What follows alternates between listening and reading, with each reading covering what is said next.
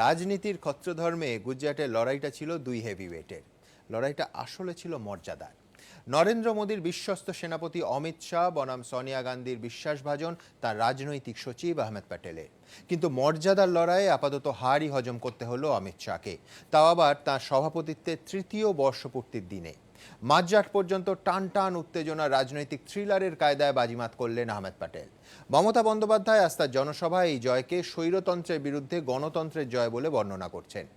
ফের আহ্বান জানিয়েছেন বিজেপি বিরোধী ঐক্য গড়ে তোলার। এখন প্রেস্টিজ ফাইটে কংগ্রেসের এই জয় থেকে বিজেপি বিরোধী আঞ্চলিক শক্তিগুলো কতটা অক্সিজেন পায় সেটাই দেখার। আমরা এই আলোচনা শুরুতেই আপনাদের আজ দেখাবো গুজরাটে মর্যাদার যুদ্ধে জয়ী হলো কংগ্রেস। জিতলেন তিনি, হারলেনও তিনি। তিনি অমিত শাহ। বুধবারই তাঁর সভাপতিত্বের তৃতীয় বর্ষপূর্তি, আর অমিত প্যাটেলকে হারিয়ে তার ঠিক আগের রাতেই সম্ভবত সবচেয়ে বড় গিফট দিতে চেয়েছিল বিজেপি।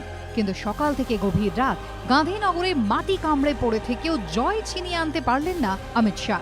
প্রথমবার জিতে নিজের রাজ্যসভায় পৌঁছলেও অমিত প্যাটেলকে হারাতে না পারার দুঃখ নিয়েই মঙ্গলবার রাতে গণনা কেন্দ্র ছাড়তে হয় অমিত শাহকে। গুজরাতের দুটি রাজ্যসভার আসন থেকে অমিত শাহ ও স্মৃতি ইরানির জয় নিশ্চিত ছিল। তৃতীয় আসনে সংখ্যার নিরিখে কংগ্রেসের আহমেদ প্যাটেলের জয়ও নিশ্চিত ছিল। কিন্তু হঠাৎই শুরু হয় রাজনৈতিক খেলা।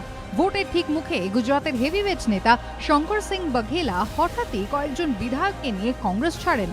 এক কংগ্রেস বিধায়ক দল ছাড়তেই বিজেপি তাঁকে দলে নিয়ে কংগ্রেসের আহমেদ প্যাটেলের বিরুদ্ধে দাঁড় করিয়ে দেয়।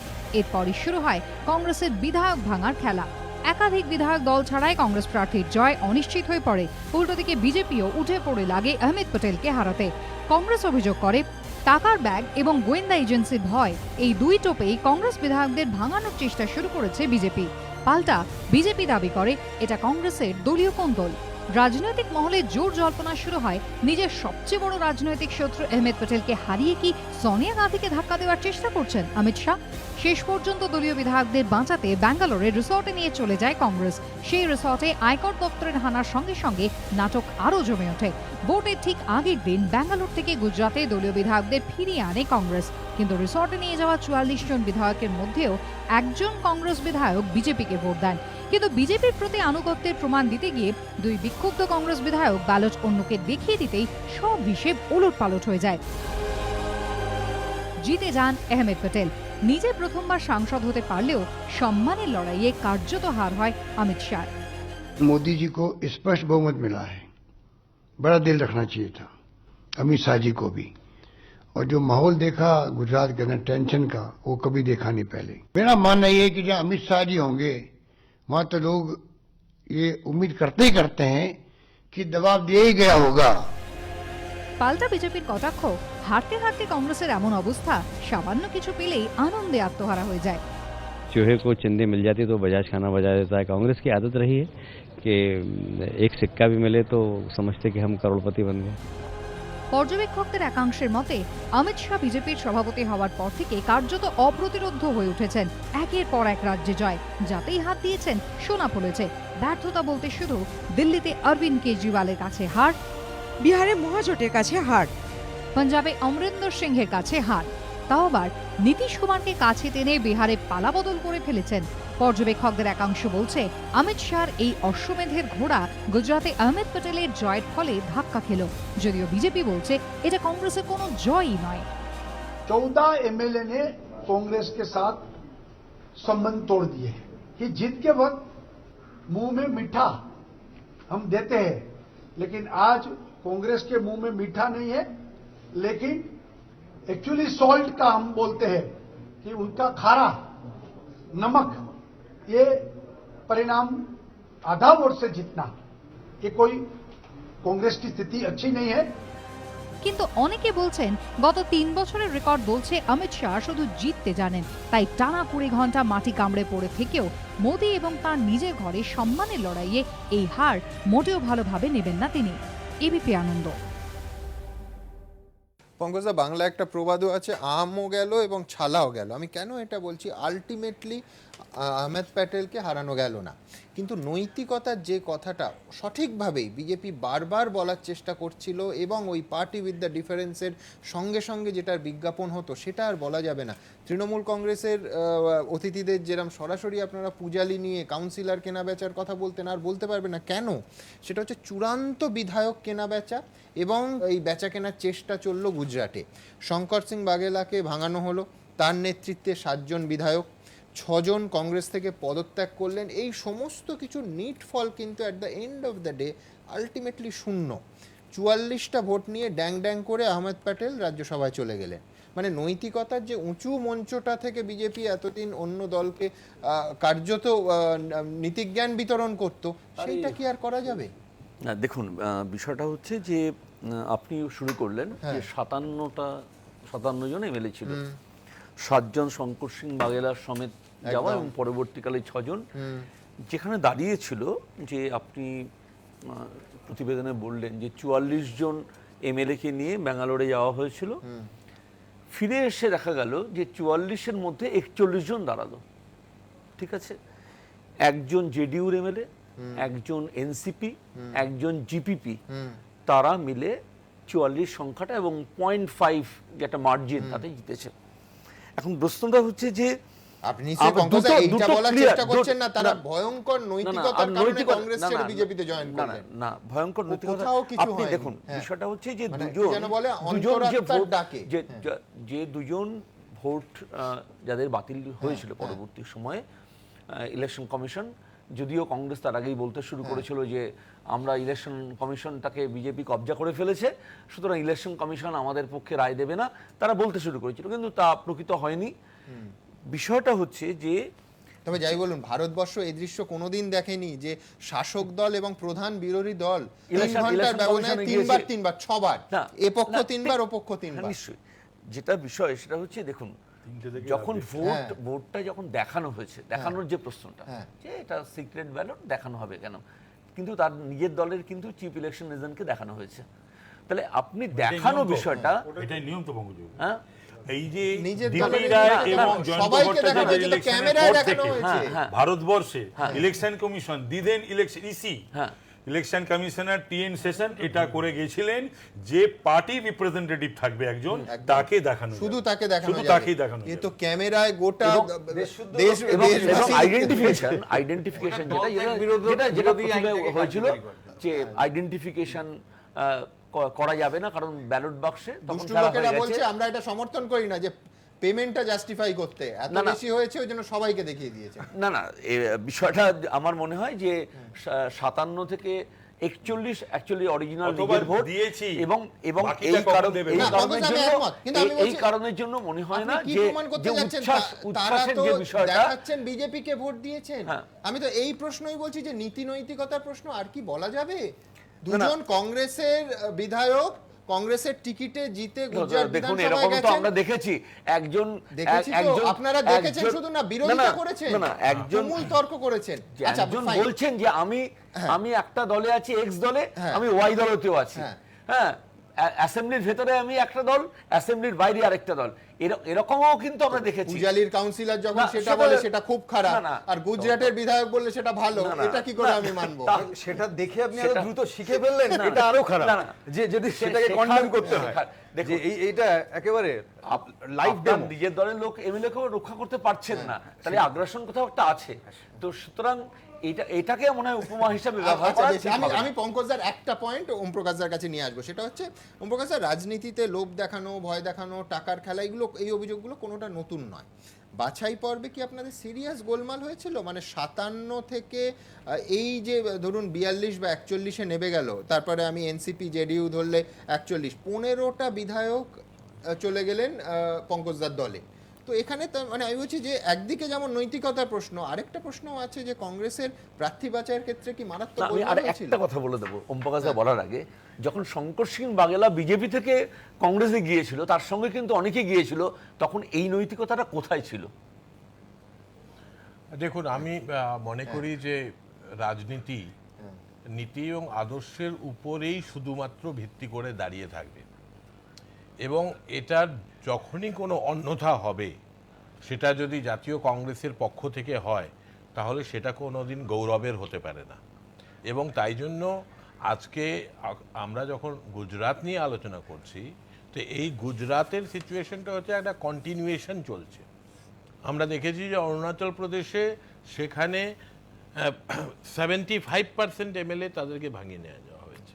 উত্তরাখণ্ডে কিভাবে প্রেসিডেন্সিয়াল রুল ইম্পোজ করা হয়েছিল, কিভাবে মণিপুরে আর কি সরকার গঠনের কোনো সামর্থ্য না থাকা সত্ত্বেও সেখানে সরকার গঠিত হয়েছে। আমরা দেখেছি যে গোয়াতে সমস্ত এমনকি মুখ্যমন্ত্রী সহ সবাই হেরে যাওয়ার পরেও এবং বিধায়ক সংখ্যা কম থাকা সত্ত্বেও আর কি সেখানে বিজেপি সরকার গঠন করেছে। এবং তৃণমূল থেকে বা বিজেপিতে গেছে, আবার কংগ্রেস থেকেই কিন্তু তৃণমূলে গেছিল। এটা যে কোনো উদাহরণ। এবং আমি এটা বলতে আমার কোনো দ্বিধা নেই যে কংগ্রেস এর আগে করেছে, 60-এর দশকে 70-এর দশকে হয়েছে, এটা কোনোটাই গৌরবের হতে পারে না। তো বিজেপি তারা মেনটেন করছিল যে দে আর এ পার্টি উইথ দ্য ডিফারেন্সেস। কি ডিফারেন্সেস রয়েছে সেটা বোঝা গেছে।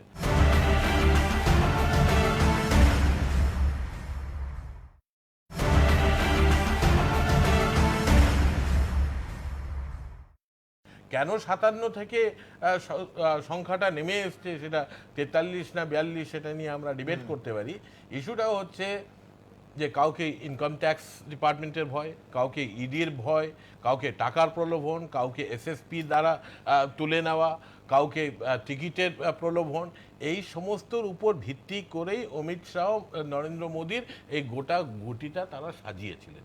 এবং তারা এটা মনে করেছিলেন যে যেভাবে তারা একের পর এক গণতান্ত্রিক প্রতিষ্ঠানগুলিকে ভাঙতে সক্ষম হচ্ছেন এবং কংগ্রেস মুক্ত ভারত, বিপক্ষ মুক্ত ভারত, এগুলির দিকে তারা যেভাবে এগিয়ে চলেছেন যে এখানেও তারা জয়ী হবেন, বিজয়ী হবেন, সেটা হলো না।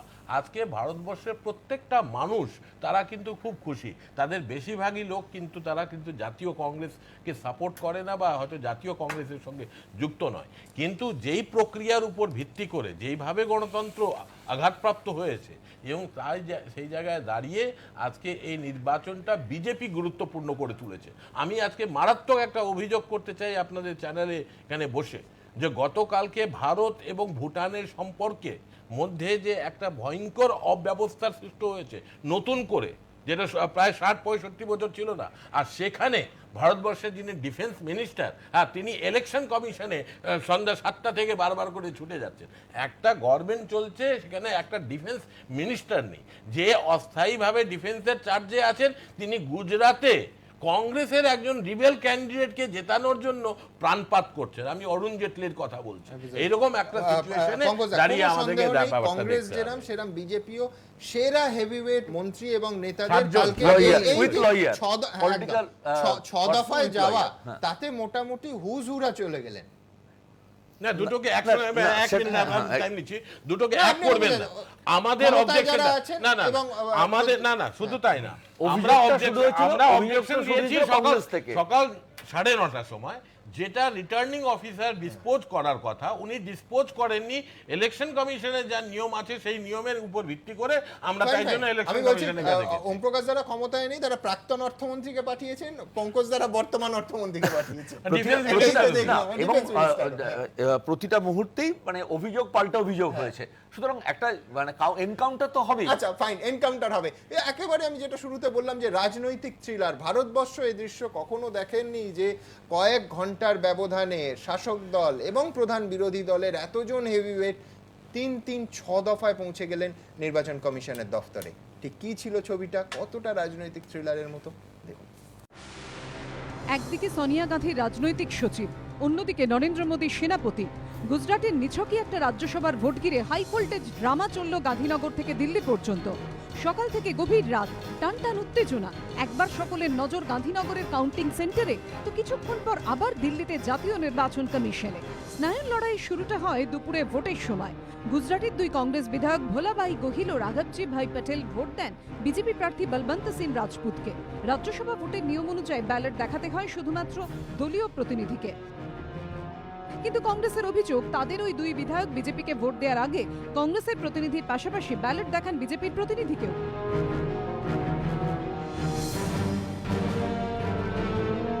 আর এরপর থেকেই শুরু নাটক। বিকেল 5:45 নাগাদ কংগ্রেস গুজরাটের রাজ্যসভার ভোটের রিটার্নিং অফিসারকে আর্জি জানায় গোপনীয়তা লঙ্ঘনের অভিযোগে 2 বিক্ষুব্ধ কংগ্রেস বিধায়কের ভোট বাতিল করা হোক। আটকে যায় ভোট গণনা। সন্ধ্যে 6টা নাগাদ কংগ্রেসের অভিযোগপত্র গান্ধীনগর থেকে পাঠিয়ে দেওয়া হয় দিল্লিতে জাতীয় নির্বাচন কমিশনের কাছে। এরপরে দিল্লিতে শুরু হয় আপাত নিরীহ একটা রাজ্যসভার ভোট ঘিরে কংগ্রেস বিজেপির নজিরবিহীন টানাটানি। প্রথমে কংগ্রেসের তরফে রণদীপ সুরজেওয়ালা ও আরপিএন সিংহ জাতীয় নির্বাচন কমিশনে গিয়ে 2 বিক্ষুব্ধ বিধায়কের ভোট বাতিলের পক্ষে সওয়াল করেন। পাল্টা কংগ্রেসের দাবি খারিজের আর্জি জানিয়ে নির্বাচন কমিশনে পৌঁছন কেন্দ্রীয় আইনমন্ত্রী রবিশঙ্কর প্রসাদ, কেন্দ্রীয় বাণিজ্য মন্ত্রী নির্মলা সীতারামন। এরপরই ফের নির্বাচন কমিশনে পৌঁছয় কংগ্রেস। এবার প্রতিনিধি দলে প্রাক্তন কেন্দ্রীয় অর্থমন্ত্রী পি চিদম্বরম, প্রাক্তন বাণিজ্য মন্ত্রী আনন্দ শর্মা, রাজ্যসভার বিরোধী দলনেতা গুলাম নবী আজাদ। জাতীয় নির্বাচন কমিশনে কংগ্রেসের হেভিওয়েট নেতাদের দেখে পাল্টা বিজেপির নেতারা পৌঁছন নির্বাচন কমিশনে। এবার কেন্দ্রীয় মন্ত্রীদের সংখ্যা আরো বেড়ে যায়। নির্বাচন কমিশনে পৌঁছন খোদ মোদী সরকারের অর্থমন্ত্রী তথা প্রতিরক্ষা মন্ত্রী অরুণ জেটলি, বিদ্যুৎ মন্ত্রী পীযূষ গোয়েল, কেন্দ্রীয় সংখ্যালঘু বিষয়ক মন্ত্রী মুখতার আব্বাস নকভি। কার্যত মোদী মন্ত্রিসভার কিচেন ক্যাবিনেটে কমিশনে পৌঁছে যায় কংগ্রেসের আর্জি খারিজ করাতে। পাল্টা 2 বিধায়কের ভোট বাতিল করতে মরিয়া কংগ্রেসও তৃতীয় দফায় পৌঁছে যায় নির্বাচন কমিশনে। এর মধ্যেই দিল্লিতে বৈঠকে বসে জাতীয় নির্বাচন কমিশন। সকলের মনে তখন একটাই প্রশ্ন, কি রায় দেবে কমিশন? রাত 11:30 নাগাদ কংগ্রেসের মুখে হাসি ফুটিয়ে তাদের দাবি মেনে নেয় নির্বাচন কমিশন। যে 2 বিক্ষুব্ধ কংগ্রেস বিধায়ক বিজেপিকে ভোট দিয়েছিলেন, গোপনীয়তা ভঙ্গের কারণে তাদের ভোট বাতিল বলে ঘোষণা করে কমিশন। জানায় ভোট গণনা শুরু হোক। নির্বাচন কমিশনের সিদ্ধান্তের জেরে কংগ্রেস প্রার্থী আহমেদ প্যাটেলের জয়ের সম্ভাবনা উজ্জ্বল হয়ে যায়। উৎসব শুরু হয়ে যায় কংগ্রেস শিবিরে। বিজেপি শিবিরে তখন সবার কপালে চিন্তার ভাঁজ। তখন গান্ধীনগরে গণনা কেন্দ্রে বসে অমিত শাহ। সকাল থেকে রাত অবধি বসে বিজেপি সভাপতি, সঙ্গে গুজরাট থেকে জয়ী প্রার্থী স্মৃতি ইরানি। কিন্তু দিল্লির নির্দেশ সত্ত্বেও 931 কিলোমিটার দূরে গান্ধীনগরে তখনও শুরু হয়নি গণনা। জানা যায় বিজেপি কর্মীরা গণনা কেন্দ্রের বাইরে স্লোগান দিচ্ছেন। শেষ অবধি রাত 1:38 নাগাদ গান্ধীনগরে রাজ্যসভার ভোটের গণনা শুরু হয়। রাত 2টো নাগাদ 44টি ভোট পেয়ে গুজরাট থেকে রাজ্যসভার 3য় আসনে জয়ী হন সোনিয়া গান্ধী রাজনৈতিক সচিব আহমেদ প্যাটেল। 5 लोकसभा के चुनाव लड़ा और ये 4 राज्यसभा, ऐसा टफ इलेक्शन मैंने कभी नहीं। हमारी पार्टी को तोड़ने की कोशिश की गई। मैं समझता हूँ इससे हमारी पार्टी और मजबूती के साथ बाहर आई है और आने वाले चुनाव में 2017 का जो चुनाव होगा उसमें इसका नतीजा देखेंगे। सब एक परिवार के साथ काम करेंगे और इनको हराएंगे। রাজ্যসভার ভোট ঘিরে এরকম টান টান লড়াই শেষ কবে হয়েছে মনে করতে পারছেন না অনেকেই। এবিপি আনন্দ। আমি তাপস রায়ের কাছে আসবো। একটা রাজ্য থেকে কে রাজ্যসভায় যাবেন, আমি বলছি দেশব্যাপী কোনো বড় রাজনীতির ছবির বদলের কোনো সম্ভাবনা নেই। তা সত্ত্বেও এই এত উত্তেজনা, এত থ্রিলারের ধরনের পরপর ঘটনা। আমার প্রশ্ন আপনার কাছে যে বিজেপি বিরোধী যে দলগুলো আছে, আঞ্চলিক দলগুলো আছে, কোথাও এই জয়তে একটা মানে অনুঘটকের কাজ করবে কি এই নতুন করে অক্সিজেন দেওয়ার ক্ষেত্রে এই কংগ্রেসের জয়? বিষয়টা আমি একটু বলি, হ্যাঁ আমি এটাতেও আসছি যে তুমি যেটা বললে এটা কিন্তু কারুর হার কারুর জিত বলে আমি দেখছি না। আমি যেটা দেখছি এটা সত্যের জয়, গণতন্ত্রের জয়, ক্ষমতার অহংকারের পরাজয়ের, দম্ভের পরাজয়। আর এই যে গণতান্ত্রিক বন্দোবস্ত থেকে ব্যবস্থা থেকে অন্যদিকে নিয়ে যাওয়ার বর্তমান কেন্দ্রের শাসক দলের এই যে আমাদের নরেন্দ্র মোদীজি এবং অমিত শাহর জুটি, সেই চেষ্টা যে করছেন গতকালকে তারই প্রতিফলন ঘটেছে। আমি একটা কথা আমি মনে পড়ে গেল, তোমাকে একটু আগে বলছিলাম, আমি আমাদের দেশের এক বিশিষ্ট সাংবাদিক লন্ডনে বেনজির ভুট্টোকে একটা ইন্টারভিউ করছিলেন এবং তিনি বলেছিলেন যে একই সঙ্গে দুটো দেশ স্বাধীন হলো, ভারত পাকিস্তান, সভ্যতা, সংস্কৃতি, ভাষা, খাওয়া দাওয়া মোটামুটি সবই এক। তা ভারতবর্ষেরই গণতান্ত্রিক বন্দোবস্ত ব্যবস্থা চালু রয়েছে, আর পাকিস্তানে এত রক্ত ঝরছে কেন আর সামরিক অভ্যুত্থান হচ্ছে কেন? বেনজির ভুট্টো তিনি উত্তর দিয়ে বলেছিলেন এটা credit goes to election commission of India, যেটা কালকে তার প্রতিফলন ঘটেছে। আমার গায়ে কাঁটা দিচ্ছে এই কথা বলতে গিয়ে। তো গতকালকে আমিও মাঝরাত পর্যন্ত জেগেছি, ভারতবর্ষের অন্যান্য রাজনৈতিক কর্মী বা যারা গণতন্ত্রকে ভালোবাসেন, রাজনীতিকে পছন্দ করেন তাদের মতন আমি। কিন্তু আমি কাল অবাক হয়ে গিয়েছিলাম যে এটা কি একটা অপচেষ্টা, এ কি প্রচেষ্টা। এই জিনিসটা কখনোই মেনে নেওয়া যায় না এবং এই জিনিসটা কখনো কোনো রাজনৈতিক দলের পক্ষেই কখনোই সে রাজ্যে হোক, সে কেন্দ্রে হোক, কোনো সঙ্গে এটা গর্বের হতে পারে না।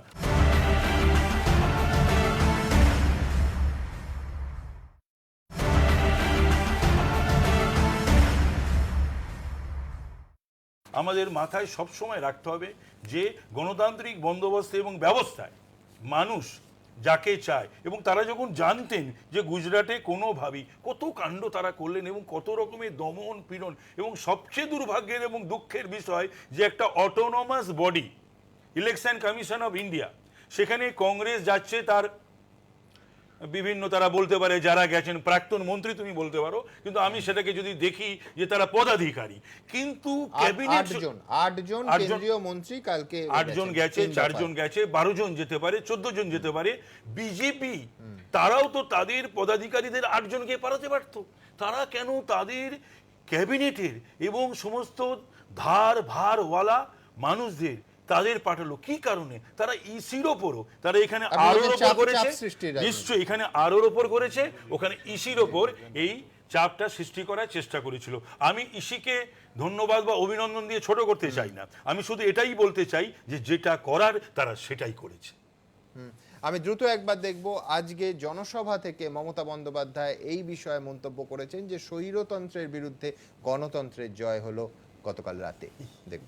দাঙ্গায় হিন্দু মুসলমান লাগিয়ে দেওয়া হয়, এটা লাগিয়ে দেওয়ার খেলা, এই খেলায় বিশ্বাস করা যাবে না। ওরা চায় আমরা বিভক্ত হয়ে যাই, আমাদের ঘরে আগুন লাগুক, আর এই সুযোগে ওরা ঘোলা জলে মাছ ধরতে বেরোবে। বসিরহাট কাণ্ডের পর থেকে একাধিকবার বিজেপির বিরুদ্ধে সাম্প্রদায়িক সম্প্রীতি নষ্টের অভিযোগ তুলেছেন মমতা বন্দ্যোপাধ্যায়। বুধবার মেদিনীপুরের সভা থেকেও ফের সেই অভিযোগে সুর চড়ান তিনি। আজকে যারা দিল্লিতে ক্ষমতায় আছেন তারা দেশকে আবার ভাগ করতে চাইছেন, তারা ভারতকে ভাগ করতে চাইছেন, কেউ কেউ তো আবার রাজনৈতিক স্বার্থে বাংলা ভাগও চাইছেন। ভারত ভাগ হতে দেব না। পাল্টা তৃণমূল নেত্রীকে জবাব দিয়েছে বিজেপিও। ভারত ভাগের বিরোধিতা আমরাই করেছিলাম একমাত্র, আরএসএস করেছিল বা বিজেপির পূর্বসূরি তারা করেছিল। কারা বলেছিল পাকিস্তান মানতে হবে তবেই ভারত স্বাধীন হবে? কারা বলেছিল যে partition is the fantastic nonsense? তাদেরই বাই প্রোডাক্ট টিএমসি আজকে। আধার থেকে জিএসটির প্রসঙ্গ টেনে বিজেপির বিরুদ্ধে সাধারণ মানুষের গণতান্ত্রিক অধিকারে হস্তক্ষেপের অভিযোগও তুলেছেন মমতা বন্দ্যোপাধ্যায়। ভারতবর্ষের গণতন্ত্র বিপন্ন হয়ে গেছে, মানুষকে আজকে বন্দুকের দাঁড় দাঁড় করিয়ে দিয়েছে, আর এজেন্সির দাঁড় করিয়ে দিয়েছে, দেশটাকে শেষ করে দিয়েছে। চাবুক চলছে, চাবুক, গণতন্ত্রের নামে স্বৈরতন্ত্রের চাবুক চলছে। পাল্টা তৃণমূলের দিকে একই অভিযোগে আঙুল তুলেছে বিজেপি। এখন তৃণমূলের দাবি অনুযায়ী একটাই বাকি আছে, দেশের স্বাধীনতাটা ওনাই এনেছে, এখনো বলেনি। আমার মনে হয় ওটাও মমতা ব্যানার্জি বলবেন। সেই জন্য এইসব নাটকবাজি না করে, যে জন্য স্বাধীনতা সেই গণতান্ত্রিক অধিকারটাই মানুষের ওরা হরণ করে নিয়েছে, আগে ওটা ফেরত দিক, দম থাকলে ফ্রি ফেয়ার ইলেকশন করাক, তাহলে কত ধানে কত চাল ওরা বুঝতে পারবে। বুধবার মেদিনীপুরের সভা থেকে ফের একবার বিজেপি সিপিএম আঁতাতের অভিযোগে সরব হন মমতা। সিপিএম হচ্ছে ডাবল স্ট্যান্ডার্ড, হিপোক্রেট, এক জায়গায় এক এক রকম কথা বলে, সম্পত্তি রক্ষার স্বার্থে আর নিজেকে রক্ষার স্বার্থে দিল্লির শাসক দলের হাত ধরেছে। সিপিএম জেনে রেখো, বিজেপির হাত ধরে ভারতবর্ষ বাঁচা যাবে না, আর বাংলাতেও বাঁচা যাবে না। পাল্টা তৃণমূলের সঙ্গে বিজেপির আঁতাতের অভিযোগ করেছে সিপিএম। বিজেপির সঙ্গে দিল্লির সরকারের অংশীদার ছিল তৃণমূল, খাল কেটে পশ্চিমবাংলায় কুমির এনেছে তৃণমূল। জানে সবাই তৃণমূল বিজেপি এরা গোপনে গোপনে ভেতরে ভেতরে বন্দোবস্ত করে চলেন, কখনো ব্যাপক ঝগড়া, কখনো আবার ব্যাপক বন্ধুত্ব। তাৎপর্যপূর্ণ বিষয় হলো, একদিকে যখন বিজেপি সিপিএমকে আক্রমণ করছেন মমতা বন্দ্যোপাধ্যায়, তখন কংগ্রেস সম্পর্কে কিন্তু তার সুর ক্রমেই নরম হচ্ছে। প্রথমে রাজ্যসভার ভোটে কংগ্রেসের প্রদীপ ভট্টাচার্যকে তৃণমূলের সমর্থন, তারপর পাহাড় ইস্যুতে মমতার গলায় কংগ্রেসের ভূমিকার কার্যত প্রশংসা। আর এই প্রেক্ষাপটে বৃহস্পতিবার দিল্লি যাচ্ছেন তৃণমূল নেত্রী। শুক্রবার সোনিয়া গান্ধীর সঙ্গে তার বৈঠক। আশাবুল হোসেন ও দীপক ঘোষ, এবিপি আনন্দ। পার্থদা, মুদ্রার একটা পিঠে যদি আমরা দেখি যে বিজেপিকে আক্রমণ এবং কংগ্রেসকে কোনো আক্রমণ নয়, প্রশংসা, এবং কালকের এই জয়কে গণতন্ত্র বনাম স্বৈরতন্ত্রের লড়াই, গণতন্ত্রের জয় আখ্যা দেয়া। উল্টো দিকে আজকেও জনসভা থেকে সিপিএমকে তীব্র আক্রমণ করেছেন। সোনিয়া গান্ধীর সঙ্গে বৈঠক শুক্রবার, আপনাদের আবার একবার বলেছেন বিজেপির দোসর। না, অ্যাকচুয়ালি সেটা তো রাজ্যের মানুষ গত 6 বছরের অভিজ্ঞতাতেই বুঝতে পারছেন। গতকাল রাত অবধি যা হয়েছে, যা নিয়ে আমরা আলোচনা করছি, এটা তো ঠিকই যে আজকের কাগজেরও বিজ্ঞাপন দেখছিলাম, সেখানে ছিল পাতা জোড়া ফ্রন্ট পেজে যে সংকল্প সে সিদ্ধি লাভ, অর্থাৎ যদি সংকল্প হয় বিরোধী মুক্ত ভারত গড়ার, তাহলে সিদ্ধি লাভের কোন পথ এগোতে হবে সেটা হচ্ছে অমিত শাহ সেই চেষ্টাটা করছিলেন এবং খানিকটা সফলও হয়েছেন। যে বিহারে যে মানুষ ভোট দিয়ে এমন সরকার আনেন সেটাকে চেঞ্জ করে দিলেন, সিদ্ধি লাভের পথে এগোচ্ছেন। আপনি মণিপুর বলুন, আপনি গোয়া বলুন, সবেতেই হচ্ছে। এবং এরকম সিদ্ধি লাভের যদি মানে যে চূড়ান্ত বিজেপি বিরোধিতার কথা বলে নীতিশ কুমার এবং তার একদম তাই জিতলেন, সেই তাদের রাতারাতি উল্টো শিবির, হ্যাঁ, সেখান থেকেই একেবারে রাতারাতি উল্টো শিবিরে তারা চলে আসছেন। এইবার আমি বলছি এই রাজ্যেও সিদ্ধি লাভের এরকম অনেক উদাহরণ আছে। গত 6 বছরে যদি দেখেন যে আপনি পৌরসভা নির্বাচনে জিতলেন এক দলের হয়ে, তারপরে উন্নয়নের শরিক হতে হাতে ছোট্ট 6 ইঞ্চির পতাকা নিয়ে চলে গেলেন অন্যদিকে। আপনি এক একটা গোটা আস্ত পৌরসভা ছিল একদিকে, বাঁ হয়ে গেল ডান দিকে। তাহলে এই যে আমি বলছি যে বারবার সংসদীয় গণতন্ত্রের এই যে বিপদ শাসকের তরফ থেকে আসছে, যে যেখানে দাঁড়িয়ে বিপদটা শুধু গুজরাটে আটকে নেই, বিপদটা কিন্তু দেশের বহু জায়গাতেই তৈরি হচ্ছে। ফলে আজকের যদি সমালোচনা করতে হয়, সেই সমালোচনা আমরা সেখানেও করব যে কেন পঞ্চায়েতে একটা বিরোধী সদস্য জিতে 5টা বছর বিরোধী অবস্থানে থাকতে পারবে না, আত্মসম্মান নিয়ে কেন রাজনীতি করতে পারবে না। যদি হর্স ট্রেডিংয়ের আমরা বিরোধিতা করি, তাহলে আমাদের বোঝা উচিত যে সত্যি সত্যি হর্স ট্রেডিং করছি যারা মূলত শাসক দল, তাদেরই দায় বেশি, এবং তারা আসলে পণ্যে পরিণত করছেন জনপ্রতিনিধিদের। আজকের কোন দায়ের থেকে বলুন, আজকে যেরকম অমিত শাহর কোনো দায় ছিল না 3 নম্বর সিট, এটা হচ্ছে পাওয়া, এটা অঙ্কের নিয়মে কিচ্ছু যায় আসে না। আপনি বলুন আমাদের রাজ্যে পৌরসভায় জিতছে, পঞ্চায়েতে জিতছে, তৃণমূল অ্যাবসলিউটলি ক্ষমতায় আছে, এখানে কোন দায় থেকে তাদেরকেও এই পরিবর্তনটা ঘটাতে হচ্ছে? আমি বলছি যদি মনে করেন যে গণতান্ত্রিক ব্যবস্থাকে আমরা রক্ষা করব, তাহলে কিন্তু সবসময় বলবো যে নীতিজ্ঞান আগে নিজের জায়গা থেকে আমাদের শুরু করতে হবে। আমি এই কারণেই বলছি যে বিপদটা আমি আপনাকে এই জন্য বলছি যে আমাদের এই হচ্ছে না বিজেপির তরফ থেকে আসলে যে কথাগুলো বলা হচ্ছে, আমি বলছি রাজ্যেও একই জিনিস। 2017 থেকে 2022 আমাদের বলা হলো যে ভারত ছাড়ো আন্দোলনের 75 বছর পূর্ণ হবে, এবং 3টে শব্দ ব্যবহার করা হচ্ছে। একটা হচ্ছে কমিউনালিজম, আর একটা হচ্ছে কাস্টিজম, আর একটা হচ্ছে করাপশন। আমি বলছি মগজে করাপশন তৈরি হয়ে গেছে আমাদের পলিটিশিয়ানদের। যদি আজকের এইভাবে ঘোড়া কেনাবেচার রাজনীতি করতে হয়, তাহলে এই করাপশন মানুষের মাথায় যেভাবে ঢুকেছে এবং সেটাকে যেভাবে প্রোপাগেট করানো হচ্ছে, এবং এখানেই নৈতিকতার প্রশ্ন রাজনীতিতে, যে এই ছবি আমরা দেখলাম রাজ্যের ছবিটা না। পার্থ যে কথাটা বললো যে অমিত শাহ কি দায় ছিল, অঙ্কে আসে না, ঠিক কথা। কদিন আগে পার্থকে আমি জানি না কতটা দায় করতে পারবো, এখানে সিপিএম এর সেই অর্থে কোনো দলের নেতা বা নেই। ওরা কোন দায় ছিল ওদের যে বিকাশ ভট্টাচার্যকে ওরা নমিনেশন ফাইল করেছিল? কোন অঙ্কে, কি জন্যে? যদি ক্যান্সেলটা না হতো, ওই সাপ্লিমেন্টারি এফিডেভিট দেওয়ার জন্য, যেটা আমি প্রতিবাদ করেছিলাম এবং লিখিত দিয়েছিলাম, তাহলে তো হর্স ট্রেডিং এ সিপিএম গেছিল, লেফটন গেছিল। ওরা কোন মুখ নিয়ে পারত সিপিএম এর ওই কথাটা এখানে বলতে? না তাপসদা, দুটো এক জিনিস না। যে আমি বলছি নির্বাচনে তো পার্থ 31, সেই 31 নিয়ে তোমরা বলো 31 নিয়ে তোমরা 42। আজকে আপনি মনে রাখবেন, আপনি পুরনো বিধায়ক থেকে কি করতে, আমরা রাষ্ট্রপতি নির্বাচনে লড়েছিলাম যখন, আমাদের প্রার্থী হারবে জেনেও আমরা রাষ্ট্রপতি নির্বাচনে লড়েছিলাম। কোনটা? আমরা সেটা অন্য জিনিস হলো। আমি বলছি সেটা কি ট্রেড করতে গেছিল, সেটাও তো হর্স ট্রেডিং করতে গেছিল। মাননীয় প্রধানমন্ত্রীর বক্তব্য আমার চমৎকার লাগছিল যখন সংসদে উনি ভাষণ দিচ্ছিলেন, বলছিলেন যে রাজনীতি নয় রাষ্ট্রনীতি প্রয়োজন। কিন্তু আজকে গুজরাটে যে ছবিটা উঠে এলো পঙ্কজদা, এটা তো নৈতিকতার ছবি না। আমি একটা বিষয় যে নির্বাচন কমিশনে যেটা বলা হলো, যে আজকে বিজেপি প্রতিনিধি দল নির্বাচন কমিশন, রাজ্য নির্বাচন কমিশনকে জানিয়ে তারা একটা ডেপুটেশনে গিয়েছিল, সেখানে কমিশনার নিজে ছিলেন না। মানে আপনি বলছেন যে নির্বাচন কমিশন নিরপেক্ষ, তারা কাজ করবে, তাহলে সেটা কি রাজ্যে রাজ্যে আলাদা? আপনি বলছেন কেন্দ্রীয় নির্বাচন কমিশন আর রাজ্য নির্বাচন কমিশনের মধ্যে কোথাও কি একটা প্রকৃতিগত তফাৎ আছে, তফাৎ মনে হচ্ছে। এবং এর আগেও পৌরসভা নির্বাচনের সময় যখন 7টায় অনেকে বলেছিল কি করতে যাচ্ছি, আমি বলেছিলাম বোম গুনতে যাচ্ছি, লিটারালি আমি কথাটা, এবং 7:05 প্রথম বোম পড়েছে। নির্বাচন কমিশন ঘুমিয়েছিল, সিম্পলি ঘুমিয়েছিল। তো সুতরাং আমার মনে হয় যে কোনো বিষয়টাকে যদি একটা সার্বিক ভাবে দেখতে হয়, একাধিক নির্বাচনের উদাহরণ দেব। রাজ্য নির্বাচন কমিশনের বুলেটিন অবধি প্রকাশ করেননি। হ্যাঁ, রাজ্য নির্বাচন কমিশনকে রাত্রিবেলায় গিয়ে প্রফেসর বলছিলেন না যে বিধায়ক মন্ত্রীরা ছিলেন কিনা, সুশান্ত বন্দ্যোপাধ্যায় সেখানে দাঁড়িয়ে কিন্তু আমি বলছি সেই আমাদের আলোচনাটা গুজরাট নিয়ে হচ্ছে। সারা রাত দেশের রাজনীতি নিয়ে হচ্ছে এবং সেটার যথেষ্ট গুরুত্ব আছে, আমরা ডিসকাশন করব। কিন্তু পার্থ যেগুলি বলেছেন রাজ্য সম্পর্কে 100% কারেক্ট, 100% কারেক্ট, এটা নিয়ে কোনো সন্দেহ নেই।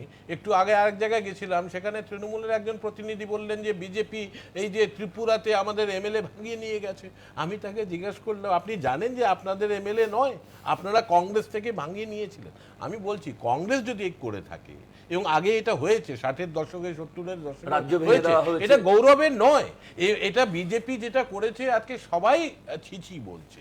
তৃণমূল কংগ্রেস যেটা পশ্চিমবঙ্গে করছে সেটাকেও সবাই ছিছি বলছে। যে যদি আপনি কুচবিহারে আপনি জেলা পরিষদে আছেন, ভালো কথা তো, কিন্তু আপনি মুর্শিদাবাদে মালদাতে আপনি যেতেননি, তা সত্ত্বেও জেলা পরিষদ, তা সত্ত্বেও মিউনিসিপ্যালিটি, এটা ঠিক নয়। মমতা বন্দ্যোপাধ্যায় যদি সেটা উপলব্ধি করেন, যদি তিনি মনে করেন, তিনি যদি বলছেন যে স্বৈরতন্ত্রের বিরুদ্ধে আমাদের লড়তে হবে, তাহলে সি শুড অলসো ইন্ট্রোস্পেক্ট, তাহলে অনেক ভালো বাতাবরণ সৃষ্টি হতে পারে। আজকে কংগ্রেসের এমএলএ কে আপনি নিয়ে চলে যাচ্ছেন, আর তারপরে কংগ্রেস হাইকমান্ডকে বোঝাচ্ছেন এই এমএলএদের ভোট দিয়ে হবে। আরে 43টা তো আমার এমএলএ, 44 জনের মধ্যে একজন রিজাইন করেছেন, 43 রাজ্যসভার জন্য তো আমার প্রয়োজন 42। তো তাহলে তৃণমূল কংগ্রেসের সমর্থন ইত্যাদি ইত্যাদি কথা কোথা থেকে আসবে? ওম প্রকাশ দা, কিন্তু বিধায়করাই বাকি, আপনি যাদের টিকিট দিয়ে নির্বাচিত করলেন তাদের দলের প্রতি ন্যূনতম দায়বদ্ধতা নয়? সেটা তো খুব লজ্জার ব্যাপার। ন্যূনতম দায়বদ্ধতা খুবই লজ্জার ব্যাপার। তোমার দলের জনপ্রতিনিধিদের যদি তুমি রক্ষা করতে না পারো, রাখতে না পারো, তারা যদি দলের প্রতি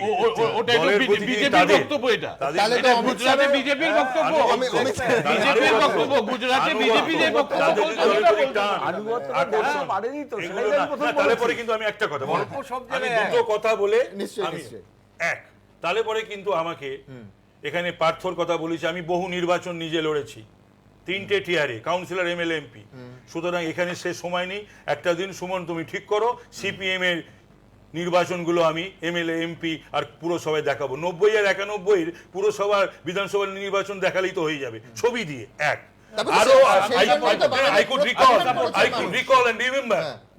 এবং আমি বলছি ওয়ে ব্যাক কংগ্রেসের সময়, কংগ্রেসও কিন্তু যা করেছে এই দেশে এবং পশ্চিমবাংলায় 72-এ, সেটাও কিন্তু খুব গৌরবের নয়। তো সুতরাং এই সমস্ত কথা ওম প্রকাশ দয়া করে না, মোটেই আমরা করি, মোটেই আমরা না, কখনো না। তুমি একটা গাত্র দাও থেকে তোমরা শোনো, তোমরা হচ্ছে সিপিএম পন্থী কংগ্রেস, কংগ্রেসের এমএলএ তোমাদের কাছে কি কংগ্রেস, তোমাদের সেই ভাবধারাতে তোমরা, তুমি কি বিজেপি পন্থী, তুমি কি বিজেপি আরএসএস, তুমি কি আরএসএস পন্থী? তাহলে পরে শোনো, আজকে আমার আমি তোমার সঙ্গে ঝগড়া করতে চাই না, সেটা আলাদা। আমি আবার গুজরাটে ফিরবো। গুজরাটের এই জয় আদৌ কংগ্রেসের কোনো লাভ হবে? দেখে নেব দ্রুত। মোদির রাজ্যে সোনিয়ার মান রক্ষা, মর্যাদার লড়াইয়ে জয়ী আহমেদ প্যাটেল। এবার এই জয় কি আগামী দিনে কংগ্রেসকে বাড়তি অক্সিজেন যোগাবে? কারণ 4 মাস পর এই গুজরাটে তাদের জন্য অপেক্ষা করে রয়েছে আরো বড় লড়াই। চলতি বছরের শেষে গুজরাট বিধানসভার ভোট, যেখানে লড়াই 182টি আসনের। পর্যবেক্ষকদের মতে এই লড়াই কংগ্রেসের কাছে অত্যন্ত কঠিন, কারণ 1995 সালের পর আর এই রাজ্যে ক্ষমতায় আসেনি কংগ্রেস। 2000 সাল থেকে 1.5 দশকেরও বেশি সময় ধরে ক্ষমতার রাশ বিজেপির হাতে। জাতীয় রাজনীতিতে গুজরাটের পরিচয় এখন মোদি অমিত শাহ রাজ্য হিসেবে। তার মধ্যে কংগ্রেসের হেভিওয়েট বিধায়ক শঙ্কর সিং বাঘেলা ও তার অনুগামী বিধায়করা সম্প্রতি দল ছেড়ে দিয়েছেন। কংগ্রেসের বিধায়ক সংখ্যা 57 থেকে এসে ঠেকেছে 43-এ। এরপর কি আসন্ন বিধানসভা ভোটে অমিত শাহদের টেক্কা দিয়ে বাজিমাত করতে পারবেন সোনিয়া গান্ধী? কংগ্রেসের দাবি, লড়াই কঠিন হতে পারে কিন্তু অসম্ভব নয়। কংগ্রেসের যুক্তি, রাজ্যসভার ভোটে শেষ পর্যন্ত ময়দানে টিকে থেকে আহমেদ প্যাটেলের জয় তাদের মনোবল অনেকটাই বাড়াবে। গুজরাটে কংগ্রেসের যে বিধায়করা রয়েছেন তাদের অধিকাংশই আদিবাসী সম্প্রদায়, ফলে আদিবাসী ভোট ব্যাংকের কংগ্রেসের পাশে থাকার সম্ভাবনা। বিজেপি সরকারের ওপর প্যাটেল সম্প্রদায়ের ক্ষোভকে কাজে লাগানোর চেষ্টা করবে কংগ্রেস। শঙ্কর সিং বাঘেলাকে সামনে রেখে বিজেপি কংগ্রেসকে ধাক্কা দেওয়ার চেষ্টা করলেও সেই চেষ্টা ব্যর্থ হয়েছে। উল্টে বাঘেলার অনুপস্থিতিতে কংগ্রেসের গোষ্ঠী কোন্দল কমবে। आने वाले दिनों में कांग्रेस एक होके लड़ेगी और मैं मानता हूं कि इससे जरूर गुजरात में एक नया हौसला बढ़ेगा। পাল্টা বিজেপির দাবি, তাদের লক্ষ্য গুজরাটের 182টি আসনের মধ্যে 150টি আসনে জয়। এখনো সেই লক্ষ্যকে সামনে রেখেই এগোবে তারা। आने वाले विधानसभा चुनाव में इस राज्यसभा की चुनाव की बहुत बड़ी असर होगी। कांग्रेस और टूटेगी, और गुजरात में कांग्रेस डूबती ना हो। नहीं, बिल्कुल बिल्कुल नहीं, हम 150 सीटों के आगे जाएंगे। ये कोई चुनाव आम चुनाव नहीं है, कांग्रेस का नुकसान हुआ है, भाजपा का नहीं हुआ है। কিন্তু রাজনৈতিক মহলের প্রশ্ন হলো গুজরাটে এমনিতেই অ্যাডভান্টেজ বিজেপি, তাই সেখানে অকারণে আহমেদ প্যাটেলকে হারানোর মরিয়া চেষ্টা করে কি আম ছালা দুই গেল না বিজেপির? না তাদের প্রার্থী জিতলো, না সম্মান রক্ষা হলো, উল্টে ধুঁকতে থাকা কংগ্রেস কি বাড়তি অক্সিজেন পেয়ে গেল না এর ফলে? এবিপি আনন্দ।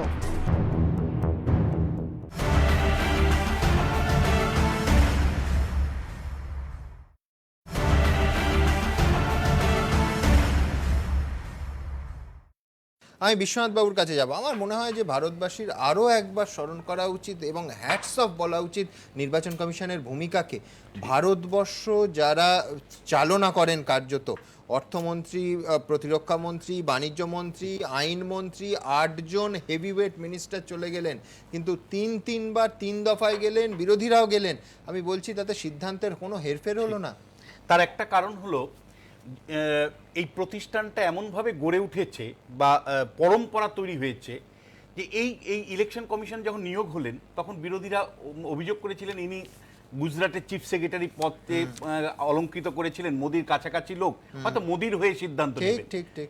এবং শেষ পর্যন্ত ইলেকশন কমিশনের বলেছিলেন হিসাবে যারা পরপর এসেছেন, আপনি যদি লক্ষ্য করে দেখেন যে ইলেকশন কমিশনের ইন্টিগ্রিটি নিয়ে কিন্তু শেষ পর্যন্ত কেউ মানে বলতে পারেনি যে প্রুফ কিছু আছে। বিশেষ করে বিশ্বনাথ দা, এইটা হিন্দিতে একটা চমৎকার পরিভাষা আছে, বলে মুচ কি লড়াই, মানে মর্যাদার লড়াই। এটা আমি আপনাকে বলছি, একটা খুব গুরুত্বপূর্ণ কিছু সিএসডিএস সমীক্ষা করেছিল, তাতে তারা দেখেছিল সুপ্রিম কোর্টের থেকেও ভারতের ইলেকশন কমিশন নিরপেক্ষ, মানে এবং তাদের নিরপেক্ষতা মানুষ মানছে, সর্বোচ্চ পর্যায়ে দিচ্ছে। মানুষের মত পৃথিবীর বিভিন্ন দেশের ইলেকশন কমিশন গঠনের প্রশ্নে ভারতবর্ষের ইলেকশন কমিশনটাকে রোল মডেল বলা হয়। দক্ষিণ আফ্রিকার সংবিধান যখন লেখা হয়, ভারতবর্ষের এই অভিজ্ঞতাটাকে তারা কাজে লাগিয়েছে, বাংলাদেশের কাজে লাগিয়েছে, সম্প্রতি আরো অনেকগুলো রাষ্ট্র কিন্তু তারা, নেপালের সংবিধান রচনার সময়ও ভারতবর্ষের ইলেকশন কমিশনের রোলটাকে কিন্তু তারা নিয়েছেন। না, কিন্তু আমি এখানে বলবো এটা আমার কাছে খুব দুঃখের লাগে। এটা আমরা যখন সাধারণ নাগরিকরা একটা মেনে নিই, আমরা যখন সাধারণ মানুষরা মেনে নিই, কালকে যদি আপনি দিনের শেষে দেখেন এই বিজেপির নেতৃত্ব কিন্তু ইলেকশন কমিশনের ভূমিকা নিয়ে প্রশ্ন তুলেছে। আজকে আমার খুব বলতে কোনো দ্বিধা নেই, যখন অফিসারদের নিয়োগ নিয়ে প্রশ্ন তুলেন মমতা বন্দ্যোপাধ্যায়, আমি অবাক হয়ে যাই যে কিসের ভিত্তিতে উনি ইলেকশন কমিশনের ইন্টিগ্রিটি নিয়ে প্রশ্ন তুলেছিলেন। মানে বিভিন্ন রাজনৈতিক দল কিন্তু নানা সময় আবার আঙ্গুলও তোলে ইলেকশন কমিশনের বিরুদ্ধে। এটা আমার কাছে খুব বিস্ময়ের মনে হয় যে ইলেকশন কমিশনকে নানাভাবে দিক থেকে আমরা দেখি না কেন, তার ইন্টিগ্রিটি নিয়ে কোনো প্রশ্ন নেই বিশ্বজুড়েই, সেখানে কিন্তু তাকে অনেক সময় কাঠগড়ায় দাঁড়াতে হয়। যেমন করে গতকাল কিন্তু বিজেপির নেতৃত্ব, একাধিক নেতৃত্ব কিন্তু ইলেকশন কমিশনের ভূমিকা নিয়ে প্রশ্ন তুলেছেন, আজকে সংবাদপত্রে সেগুলো বেরিয়েছে। আমি দেখুন 2-3টে জিনিস একটু খুব পরিষ্কার করে বলতে চাই। এক, যে অমিত শাহর ওভার কনফিডেন্স, মানে রাজনীতিতে কনফিডেন্স ইজ গুড, বাট যেভাবে একের পর এক জয়ের মধ্য দিয়ে একটা ওভার কনফিডেন্স তৈরি হয়েছিল, এই প্রথম বিজেপি নেতৃত্ব, শীর্ষ নেতৃত্ব এই ওভার কনফিডেন্সের কিন্তু একটা ঘা, মানে যেটা ইন্দিরা গান্ধী একসময় খেয়েছিলেন, যেটা বিভিন্ন সময় এফোর্টটাও ছিল, আমি বলছি পরিশ্রমটাও ছিল না, কিন্তু ওভার কনফিডেন্স ছিল। 20 ঘন্টা বিনিদ্র রজনী ধরে নিয়েছিলেন, হয়ে গেছে।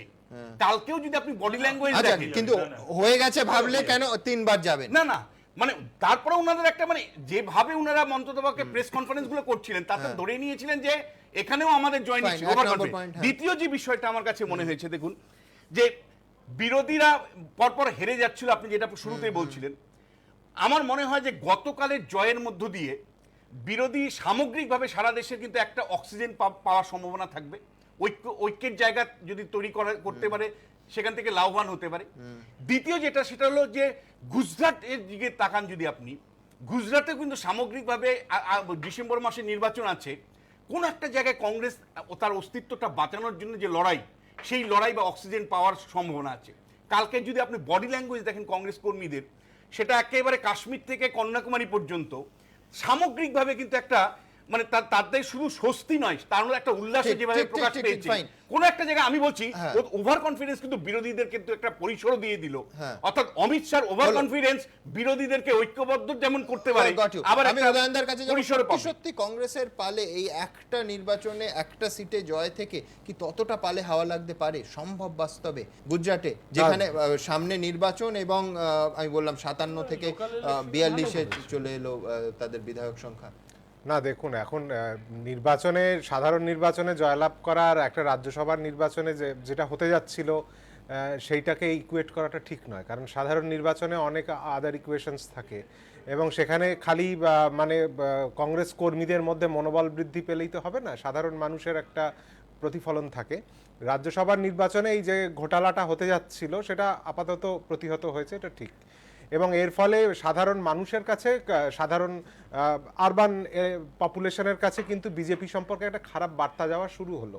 এটা বুঝতে পারা যাচ্ছিল না নীতিশ কুমার যখন বিজেপির বিরুদ্ধে লড়াই করা সত্ত্বেও করে ভোটে জেতা, লালু প্রসাদের হাত ধরে ভোটে জেতা, তারপরে লালু প্রসাদের হাত ছেড়ে দিয়ে আবার মানুষের কাছে না গিয়ে বিজেপির হাত ধরে মুখ্যমন্ত্রী হয়ে গেলেন, এটা সাধারণ মানুষ বুঝতে পারছিল না ঠিক এখানে অনৈতিকতাটা কোথায় রয়েছে। আমি কথা বলেছি কয়েকজনের সাথে, সবাই বলছে দেখেছো কিরম মোদির চাল, 12 ঘন্টার মধ্যে করে দিল, এইভাবে সবকিছু দখল করে নেবে, এটা সাধারণ মানুষ এইভাবে ভাবছিলেন। কিন্তু এই যে ঘটনাটা ঘটলো, এই ঘটনাটার ফলে একটা মানে মানসিকতার উপর একটা প্রভাব পড়বে, এটুকু বলা যেতে পারে, সাধারণ মানুষের মনের উপর একটা প্রভাব পড়বে যে পারলো না গোলটা করতে পারলো না, এইটা একটা মনের উপর প্রভাব পড়বে। একটা কথা আছে যে একটা জিনিস একটু মনে রাখা দরকার, যে বিজেপির যে বিপদটা বিজেপি ডেকে আনছে সেটা খুব মারাত্মক। সেটা হলো, ধরুন আমি 1990-এর দশকে লালকৃষ্ণ আদবানিকে বলতে শুনতাম যে কংগ্রেসের তো কোনো ইডিওলজি নেই, বিজেপি হচ্ছে ইডিওলজি ফার্স্ট পার্টি, তারপরে তার অন্য কিছু। এখন বিজেপি হচ্ছে ম্যানিপুলেশন ফার্স্ট পার্টি, তার ইডিওলজিটা পরে চলে গেছে। এই যে ধরুন গোরক্ষকদের দিয়ে একটা ইডিওলজিক্যাল একটা বাতাবরণ তৈরি করার চেষ্টা করছে, যেটা হয়তো 90-এর দশকে আমরা সেইভাবে দেখিনি, বাবরি মসজিদের পতন দেখেছি ঠিক আছে, কিন্তু এইরকম অবস্থাটা দেখিনি যেটা এখন তৈরি হচ্ছে। কিন্তু তার সাথে সাথে আপনি উত্তরপ্রদেশের নির্বাচন দেখুন, সেখানে একের পর এক পুরো প্রাক্তন কংগ্রেস এমএলএ কে টিকিট দিয়ে ভোটে জেতানো হয়েছে।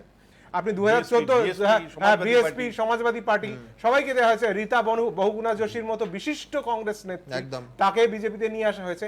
এটা কিন্তু বিজেপিরই বিপদ বাড়াচ্ছে। তার কারণ হচ্ছে বিজেপি যে ইডিওলজিক্যাল কথাবার্তাগুলো বলে, যে বারবার দীনদয়াল উপাধ্যায়ের ছবি দেখালে আর মূর্তি করলে আর এখানে ওখানে দীনদয়াল উপাধ্যায়ের নামে কিছু করলে তো হবে না। দীনদয়াল উপাধ্যায়ের যদি বই পড়েন, সেখানে দীনদয়াল উপাধ্যায় বলেছেন যে কেরালাতে যে 1958 সালে নেহেরু কমিউনিস্ট গভর্নমেন্ট ফেলে দিয়েছিলেন তার নিন্দা করেছিলেন, এবং এই বিষয়ে দীনদয়াল উপাধ্যায় মারা যাওয়ার পর কমিউনিস্ট নেতা হীরেন মুখোপাধ্যায় ভূয়সী প্রশংসা করেছিলেন দীনদয়াল উপাধ্যায়ের ওই বক্তব্যের জন্য 59-এর ঘটনা। হ্যাঁ, এবং সেই ইডিওলজিক্যাল জায়গা থেকে আপনি যখন রাজনীতিটা করছেন, সেখানে দাঁড়িয়ে আপনি দীনদয়াল উপাধ্যায়কে সামনে রাখছেন, কিন্তু করছেন ওই এমার্জেন্সির সময় সঞ্জয় গান্ধীর যে পলিটিক্স ছিল, 72 থেকে 77-এর যে পলিটিক্স ছিল, সেই পলিটিক্সটা আপনি এখন নিয়ে আসতে চেষ্টা করছেন।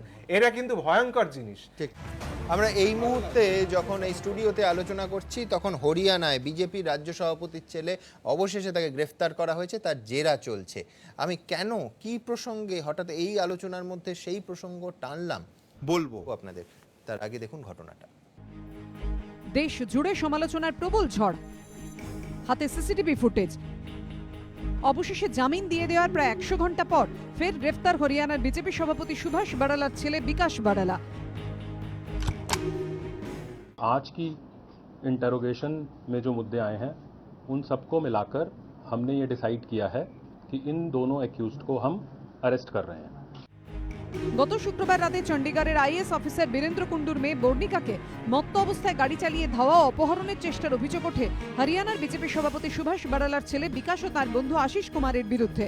যদিও সেবার গ্রেফতারির কিছুক্ষণ পরেই থানা থেকে জামিন পেয়ে যান বিকাশ। প্রশ্ন ওঠে, বাবা বিজেপির প্রভাবশালী নেতা বলে কি ছাড় পেয়ে গেলেন বিকাশ? প্রশ্ন ওঠে, কেন বিকাশের বিরুদ্ধে অপহরণের চেষ্টার ধারা দিল না Chandigarh police? Attempt to kidnapping এর কেসটা দিলেন না? নন বেলেবল সেকশন বলে সেটা ড্রপ হলো। আমি দেখাবো পুলিশ কর্তারা 2:30টার সময় কি বলছেন এবং বিকেল 5টায় কি বলছেন। মেয়েটি পুলিশ বলছে ও ফেসবুকে একরকম দিয়েছে, পুলিশকে একরকম ইজাহার দিয়েছে, 164 শব্দটা নাকি প্রয়োগ করেনি, কিডন্যাপিং অ্যান্ড অ্যাবডাকশন। তার জন্য পুলিশ ধরে নিয়েছে যে সেটা ছিল না, ফলে ওই 365 আর 511 সরানো হয়েছে। মেয়েটি বলছে আমি তো বলেছি এইগুলো কি কি হয়েছে, আমি ওরা অবভিয়াসলি আমার সঙ্গে গল্প করতে আসেনি বা প্রেম নিবেদন করতে আসেনি নিশ্চয়ই। শেষমেশ চাপে পড়ে বিজেপি সভাপতির ছেলের বিরুদ্ধে ভারতীয় দণ্ডবিধির 365 ও 511 ধারা যুক্ত করল পুলিশ, অর্থাৎ অপহরণের চেষ্টার অভিযোগ। अटेम्प्ट ऑफ अबडक्शन का, जिसमें कि 2 सेक्शन लगेंगे, धारा 365 और 511। বিকাশের সঙ্গে তার বন্ধু আশিস কুমারকেও গ্রেফতার করা হয়েছে। পুলিশ জানিয়েছে তদন্তের স্বার্থে অভিযুক্তদের নিয়ে ঘটনার পুনর্নির্মাণ করা হবে। গ্রেফতারির পর অভিযোগকারিণী বর্ণিকা কুণ্ডুর সংক্ষিপ্ত প্রতিক্রিয়া, এবার সত্যের জয় হবে। এবিপি আনন্দ। পঙ্কজা, এই স্টুডিওতে বসে 48 ঘন্টা আগে এক্স্যাক্টলি যে ধারাগুলো আমরা বলেছিলাম, 365 red with 511, 364 attempt to kidnapping, outrage of modesty কেন দেয়া হচ্ছে না, এক্স্যাক্টলি তাই দেয়া হয়েছে আজকে। অথচ বেলেবল সেকশন দেয়া হয়েছিল 341 রংফুল রেস্ট্রেন্ট। আমার বক্তব্য খুব পরিষ্কার, যখন এখানে একজন অভিনেতার দুর্ঘটনার ঘটনা নিয়ে এত হইচই, বিজেপির যে প্রতিনিধিরা আসতেন তারা রোজ এই প্রশ্ন তুলতেন এবং যথার্থভাবেই তুলতেন যে কেন কালপেবল হোমিসাইড দেয়া হবে না, অনিচ্ছাকৃত খুনের ধারা কেন যুক্ত হবে না। অবশেষে এবং বলা হয়েছিল যে তৃণমূল কংগ্রেসের কিছু নেতা, প্রভাবশালী লবি, তাদের চাপে পুলিশ দিচ্ছে না।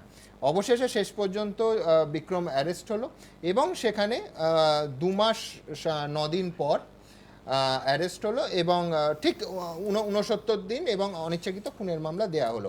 আমার বক্তব্য এক্স্যাক্টলি যেখান থেকে এই আলোচনা শুরু করেছিলাম হুবহু সেরকম। বিক্রমে মমতা বন্দ্যোপাধ্যায়ের পুলিশ যদি খারাপ হয়, আজকে রাজনাথ সিংহের পুলিশ হরিয়ানায় যখন ইচ্ছাকৃতভাবে ঘোষণা করার 2.5 ঘন্টা পরে ধারাগুলো ড্রপ হলো এবং দেশ জুড়ে সংবাদ মাধ্যমে চিৎকার চেঁচামেচির পর ধারা যোগ হলো, অ্যারেস্ট হলো এবং তারপরে আজকে পুলিশ ঘোষণা করলো যে কালকে কোর্টে প্রেয়ার করা হবে পিসি। তাহলে রাজনাথ সিংহের পুলিশ আলাদা কি করলো? 1 নম্বর। 2 হচ্ছে, আমি আবার প্রথম প্রসঙ্গে আসছি যে পূজালিতে কাউন্সিলর ভাঙানো নিয়ে ঘন্টার পর ঘন্টা স্টুডিওয়ে ঝড় বয়েছে, তৃণমূল প্রতিনিধিদের ওপর বিজেপি এবং অন্যান্য দল ঝাঁপিয়ে পড়েছেন। আমার বক্তব্য, গুজরাটে বিধায়ক ভাঙানো ভালো, পূজালিতে কাউন্সিলর ভাঙানো খারাপ, এইটাই তো দ্বিচারিতা। না দেখুন, বিষয়টা হচ্ছে যে হরিয়ানায় যে ঘটনা, চণ্ডীগড়ে যে ঘটনাটা ঘটেছে, সেই ঘটনাটা যেদিন প্রথম এই বিষয়টা এসছে, স্বরাষ্ট্র দপ্তরের গোচরে গেছেন প্রধানমন্ত্রী। আমি যেটুকু দেখেছি তিনি সর্বস্তরে নির্দেশ দিয়েছেন যে একদম নিরপেক্ষ, হ্যাঁ এটা কাগজে একটা সংবাদ মাধ্যমে এসছে, আমি বলছি। এবং তারপর স্বরাষ্ট্র দপ্তর থেকে এটা করা হয়েছে এবং অত্যন্ত দ্রুততার সঙ্গে করা হয়েছে এবং এটাই বিষয়টা হচ্ছে এটা দুটো জিনিস আলাদা। বাবা রাজনৈতিক দল করতেই পারেন, আমি একটা খুব পরিষ্কার বলছি, আমার ছেলে করে যদি কোনো অন্যায় করে তার বিচারটা হবে, তার আমার পজিশনে তাকে দুপুর 2:30টার সময় প্রেস কনফারেন্স করে আমি ধারা বলে দিলাম, বিকেল 5টার সময় ধারা হওয়ার আগেই বাবার সঙ্গে ছেলেকে জুড়ে দেওয়া। কারণ আমরা তো জানি যে এরকম আমাদের রাজ্যে অত্যন্ত সম্মানীয়, যাকে আমরা প্রাতঃস্মরণীয় বলি, তার ছেলের নাম আমরা উচ্চারণ করি না, নারায়ণ, মানে অনেকে হয়তো ভুলে গেছে নামটা বললে, তাকে ত্যায্যপুত্র করেছিলেন, একজন বিখ্যাত লোক। কিন্তু যদি তার অপকর্ম কুকীর্তির জন্য তার বাবাকে আমরা ছোট করি,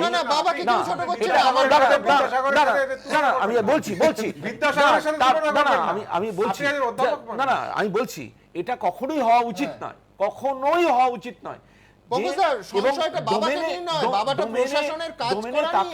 তাকে যা ধারা দেওয়ার দিয়েছেন, বিষয়টা হলো বাবা ইনফ্লুয়েন্স করলো কিনা, এক। 2 হচ্ছে সেখানকার ক্ষমতাসীন দল সেই পাওয়ারটা ইউটিলাইজ করলো না, প্রেসার মাউন্ট করলো কিনা, যেটা ইসিকে কাল করতে গিয়েছিল, যেটা ইসিকে কাল করতে গিয়েছিল, সেই প্রেসারটা মাউন্ট করলো কিনা পুলিশের উপরে। এক এক করে বলে না, তুমি বলো। কিন্তু দেখতে হবে যে পুলিশ প্রশাসন সর্বত্র তারাও যেন যেটা করার সেটাই করে, তারাও যেন এই সমস্ত এই প্রভাবশালী বা অভাবশালী এই সমস্ত দিকটা তারা না দেখে। ঠিক, আমি ওমপ্রকাশ মিশ্রের কাছে ওম প্রকাশ আমি স্মরণ করিয়ে দেব, আমরা দেখেছি, এবিপি আনন্দে তারা- আমরা তারা একবারও বলায় বলিনি, কোনো ধারা দেওয়া হয়নি।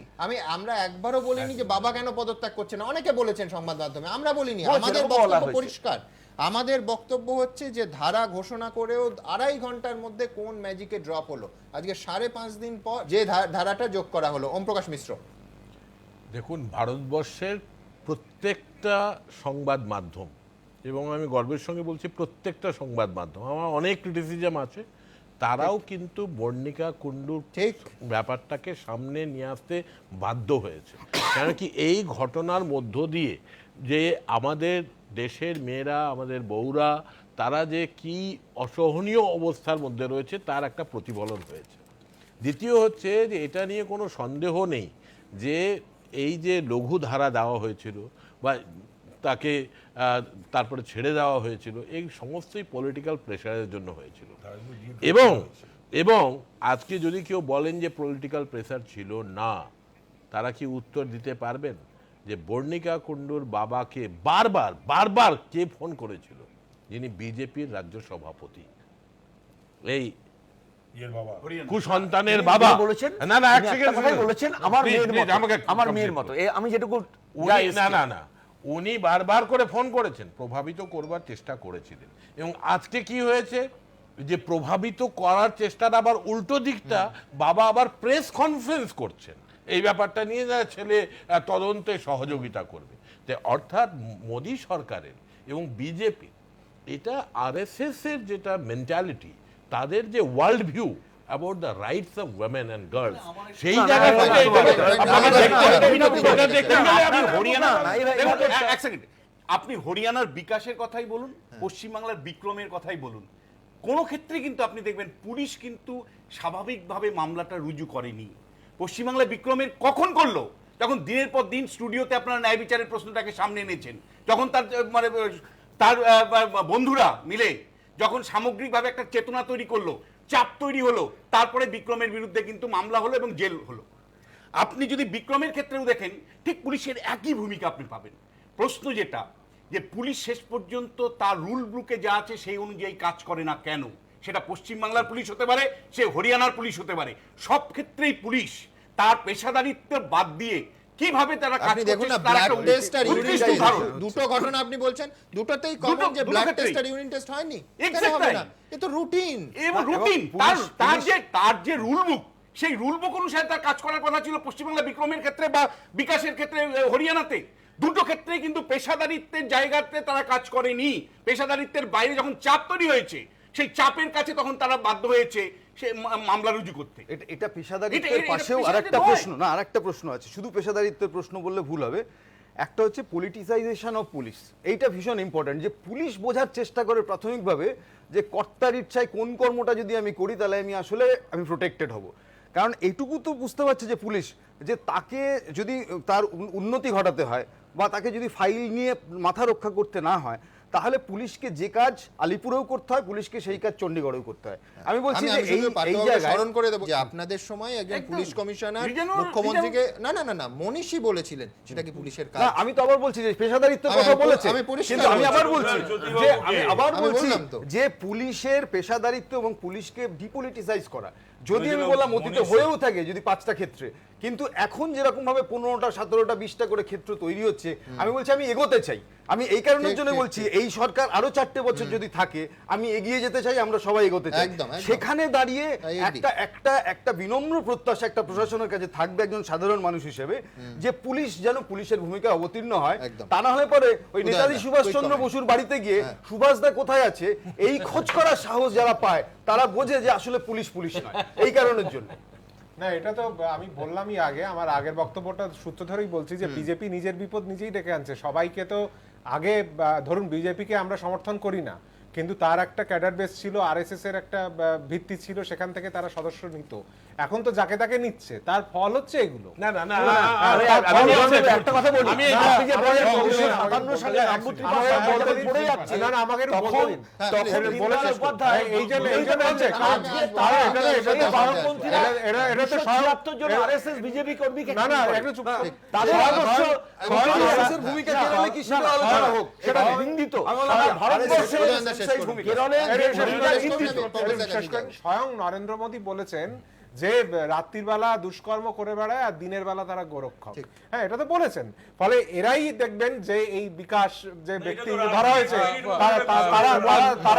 তারা রাত্রিবেলায় তো করবেই কাজ, তারা এই করবে। দিনের বেলা দেখবেন গোরক্ষক হচ্ছে, তারা অন্যদের পিটিয়ে মারছে এবং রাত্রিবেলা তারা এই কাজ করবে।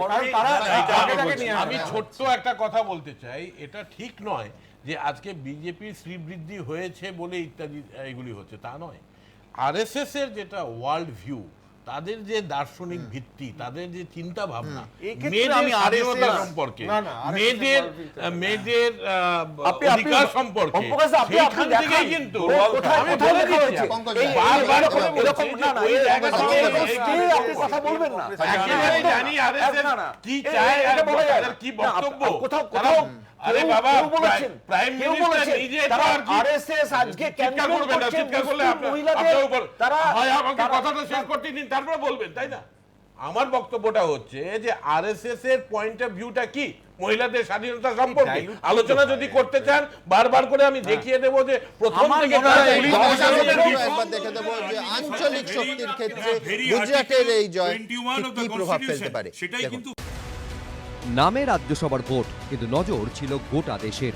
কারণ গুজরাটে রাজ্যসভার একটি আসনের লড়াই ছিল প্রেস্টিজ ফাইট। একদিকে একসময়ের কংগ্রেসের নাম্বার 2 বনাম এখন বিজেপির নাম্বার 2।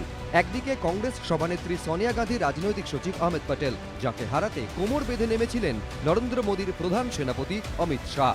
শেষ হাসি অবশ্য হাসলেন আহমেদ প্যাটেলই।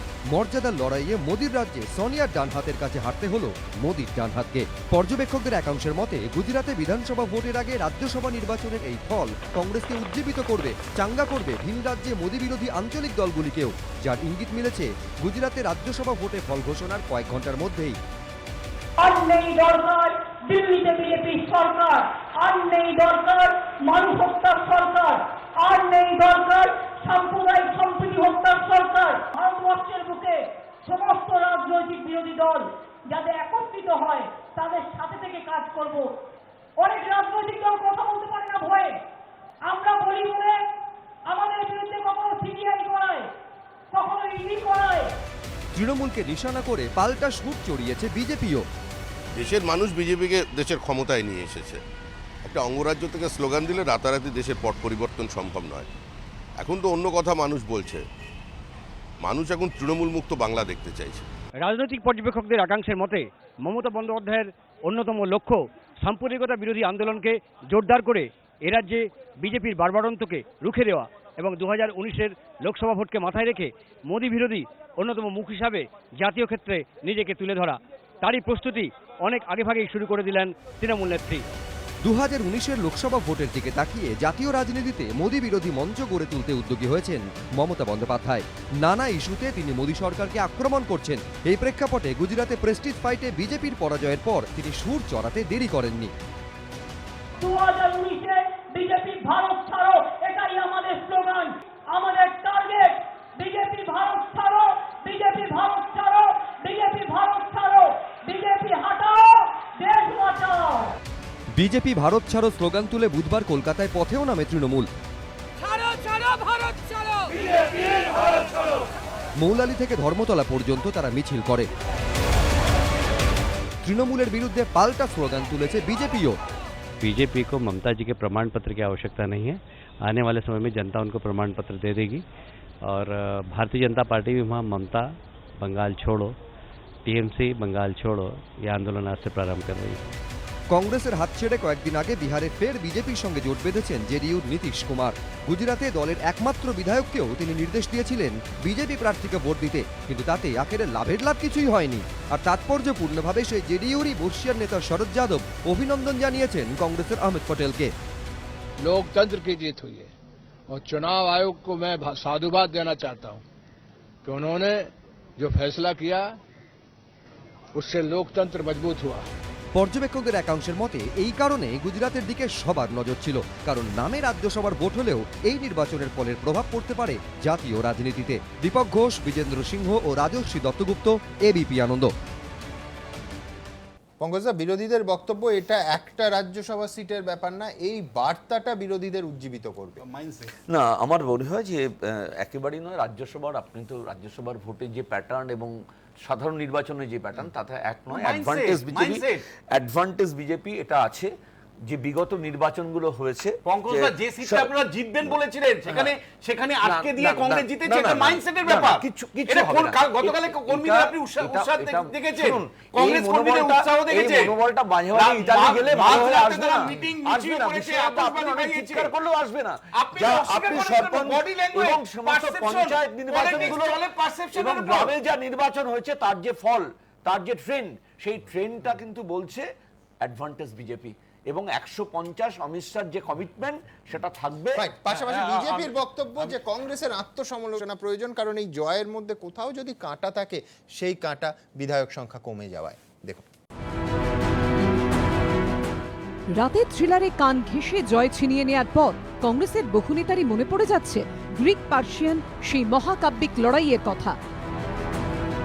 মাত্র 300 জন যোদ্ধাকে নিয়ে স্পার্টার রাজা লিওনাইডাস যেভাবে 3 লক্ষেরও বেশি পার্সিয়ান সেনাকে রুখে দিয়েছিলেন, কার্যত অপরাজেয় অমিত শাহের চোখের সামনে তাঁরই মুখ থেকে জয় ছিনিয়ে নেয়ার পর ঠিক সেভাবেই গুজরাটের 43 জন বিধায়ককে বীর যোদ্ধার সম্মান দিচ্ছেন কংগ্রেসের নেতাকর্মীরা। सीता जी को हत्याने के लिए जो रावण ने स्कीम रची थी, वही स्कीम यहां पे थी, पर ना मेरे विधायक सोने के मृग में फंसे, ना फर्जी साधु में फंसे। ईमान को लेके लोकतंत्र की लड़ाई में मेरे विधायक साथी डटे रहे, ये उन विधायकों की जीत है।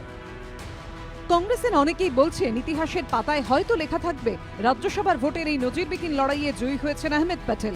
হয়তো এও লেখা থাকবে মোদী অমিত শাহের সঙ্গে মর্যাদার লড়াইয়ে কোনো ক্রমে মান বাঁচিয়ে শেষ হাসি হেসেছেন সোনিয়া। কিন্তু এসবের আড়ালে সবচেয়ে বড় লড়াইটা লড়েছেন এই 43 জন কংগ্রেস বিধায়ক, যাঁদের অনেকেই গুজরাটের প্রত্যন্ত আদিবাসী অধ্যুষিত এলাকা থেকে উঠে এসেছেন, দারিদ্র্য যেখানে নিত্যসঙ্গী। हमारे एमएलए गरीब हैं, आदिवासी हैं, उसके घर में 1 लाख रुपया नगद नहीं निकलता, उसके पास 15 करोड़ रुपया लेकर जाते हैं, तो भी ये चुनाव में ऐसी ताकतों को हमारे एमएलए जो ईमान बेचते नहीं, वो उसकी जीत होती है। मुझे गर्व है कि यही भारत की डेमोक्रेसी है। কংগ্রেস দাবি করছে তাদের 43 জন বিধায়ক বিজেপির টাকার কাছে নিজেদের বিবেককে বিকিয়ে দেননি। মোদী অমিত শাহ গুজরাটে দাঁড়িয়েও বিজেপির চোখ রাঙানির সামনে মাথা নত করেননি। কিন্তু পাল্টা বিজেপি বলছে এই রাজ্যসভার ভোট ঘিরেই গুজরাট প্রদেশ কংগ্রেসের প্রাক্তন অধ্যক্ষ শঙ্কর সেন বাঘেলাও তার অনুগামী বিধায়করা কংগ্রেস ছেড়েছেন। কংগ্রেসের একাধিক বিধায়ক নিজেদের দলের বিরুদ্ধেই ভোট দিয়েছেন। কংগ্রেসেরই একদা মুখ্য সচেতক বলবন্ত সিং রাজপুত ভোটের ঠিক মুখে দল ছেড়ে বিজেপিতে যোগ দিয়ে বিজেপির প্রার্থী হয়ে আহমেদ প্যাটেলের বিরুদ্ধে দাঁড়িয়েছেন। বিজেপি কটাক্ষের সুরে বলছে কংগ্রেসের আত্মসমালোচনা করে দেখা উচিত কেন তাদের বিধায়করা ছেড়ে চলে যাচ্ছেন। कांग्रेस को आत्मचिंतन करनी चाहिए कि उनके कैंडिडेट ये हारते हारते कैसे बचे। उनको आत्मचिंतन करनी चाहिए कि उनके लोग क्यों उनको छोड़ रहे हैं, ये उनको चिंता होनी चाहिए। यह सिर्फ गुजरात में नहीं हुआ है, अन्य प्रांतों में भी हुआ है कि उनके लोग उनको नहीं होता, ये नहीं होता तो मेरी पार्टी में भी हीरा कौन है और निकम्मा कौन है, विधायकों में भी बिकाऊ कौन है और ईमान का मजबूत कौन है, वो हमें भी पता नहीं चलता। बीजेपी के एक एमएलए ने क्रॉस वोटिंग नहीं किया, ये हमारी बीजेपी की सबसे बड़ी सफलता है। कांग्रेस में 15 वोट क्रॉस हो गए।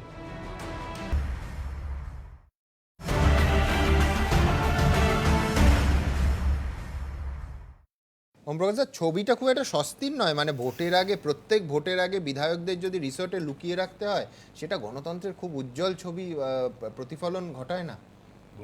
না, আমি তোমার সঙ্গে একমত যে অনেক কিছু শিক্ষা নেওয়ার প্রয়োজনীয়তা রয়েছে এবং এই ভিক্টরিটাকে খুব একটা গুরুত্ব না দিয়ে বরঞ্চ কংগ্রেস সিস্টেমে একটা বিশাল বড় পরিবর্তন আনবার প্রয়োজনীয়তা রয়েছে।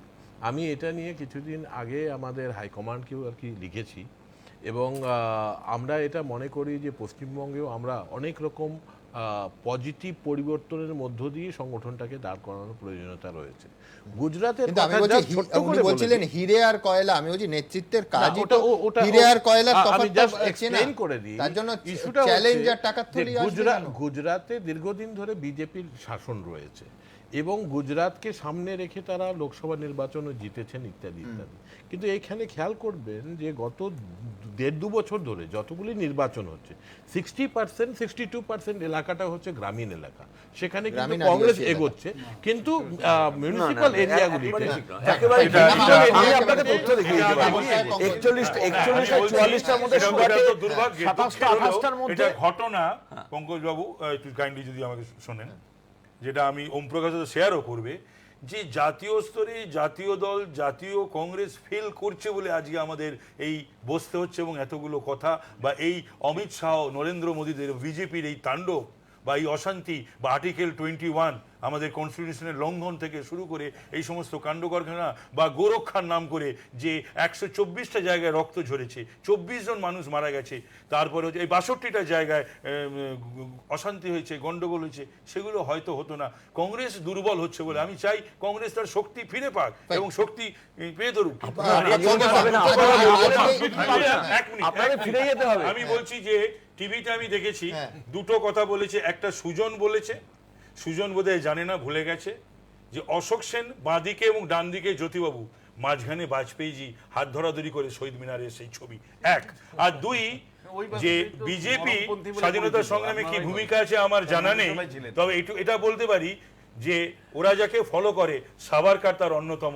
সাভারকার কিন্তু ছুটি পেতেন না সেলুলার জেল থেকে যদি মুচলেখা না দিতেন। তবে আরএসএস কিন্তু কৃতজ্ঞতা স্বীকার করে তৃণমূল কংগ্রেসের কাছে যে গত 6 বছরে তাদের শাখার সংখ্যা দ্বিগুণ হয়েছে এবং এটা খুব ফ্রেন্ডলি পরিবেশ পেয়েছে আমাদের রাজ্যে বাড়ার ক্ষেত্রে। আমার মনে হয় যে আজকে বাংলাকে যে জায়গাটা নিয়ে যাওয়া হচ্ছে একটার পর একটা ঘটনা করে, দেগঙ্গা, বসিরহাট, বাদুড়িয়া, সমস্ত জায়গায় যে তাসটা খেলা হচ্ছে সামনে রেখে, পরবর্তীকালে তাকে আমরা খেলছি না, আমরা খেলছি না, যারা খেলার চেষ্টা করছে প্রধানমন্ত্রীর ভাষণ আমাদের চমৎকার লেগেছে।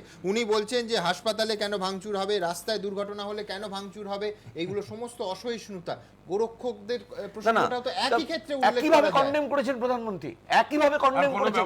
কোথাও কেন একটা স্টাইল রাজনীতি সারা ভারতবর্ষে চুরি করতে বলুন না, গৃহস্থকে সরে থাকতে বলুন, একেবারে দার্জিলিং থেকে শুরু করে ব্যবস্থা নেওয়াটা আপনি বলছেন পুরোটা। আপনাদের বাড়ি গেছেন প্রধানমন্ত্রী মোদি, বিজেপির সভাপতি, আপনার সভাপতি তো ঘর থেকে বেরোচ্ছেন অসুস্থ বলে, আর সহসভাপতি তো বিদেশ সফরে ব্যস্ত। আজকে প্রধানমন্ত্রী দুর্নীতি মুক্ত ভারতের কথা বলেছেন, কিন্তু গুজরাটের নির্বাচন বোধহয় the end of the day আমাদের দেখিয়ে দিল দুর্নীতি মুক্ত রাজনীতিরও ঠিক কতটা প্রয়োজন। দেখুন, একনায়কতন্ত্র, সাম্প্রদায়িকতা। বিরোধীরা দাবি করছে মোদি জমানায় এটাই দেশে অন্যতম প্রধান দুটি ইস্যু, আর তাই গুজরাটে রাজ্যসভা নির্বাচনে বিজেপির জোরালো প্রচেষ্টা সত্ত্বেও আহমেদ পটেলের জয়কে একনায়কতন্ত্রের হার হিসেবে দেখছে তারা। গণতন্ত্র বনাম একনায়কতন্ত্রে খেলা হয়েছে এবং আমরা খুশি যে আলটিমেটলি গণতন্ত্র জয়ী হয়েছে। পাল্টা বিজেপি দাবি করছে দুর্নীতি প্রধান ইস্যু, যে কারণে বুধবার সংসদে দাঁড়িয়ে ফের একবার দুর্নীতি দূরীকরণের ডাক দিয়েছেন নরেন্দ্র মোদী। हमारे वे ऑफ लाइफ में ऐसी चीजें घुस गई है, ये लीडरशिप की जिम्मेवारी होती है, समाज के अंदर हम सब की जिम्मेवारी होती है कि हम समाज के अंदर इन दोषों से मुक्ति दिला करके समाज के अंदर कर्तव्य भाव को जगाएं। পাল্টা খোঁচা দিয়ে কংগ্রেসের প্রশ্ন, মোদী যদি সত্যিই দুর্নীতি দূর করতে চাইতেন তাহলে গুজরাটে নিছক একটা রাজ্যসভার আসনে জিততে টাকার ব্যাগ নিয়ে কংগ্রেস ভাঙানোর খেলায় কেন নামলো তার দল? जीत मेरे उस विधायक साथियों की है जो ना डरे, जो ना बिके। পাল্টা বিজেপির অভিযোগ, টাকার প্রলোভন তো তাদের বিধায়কদের দেখিয়েছিল কংগ্রেসই।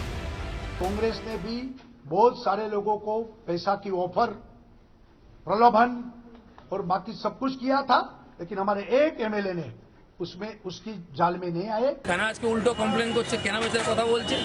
নিজের লোকেদের সামনে রাখুন, কারণ কংগ্রেসের আজ দেশকে বা পার্টিকে দেওয়ার কিছু নাই।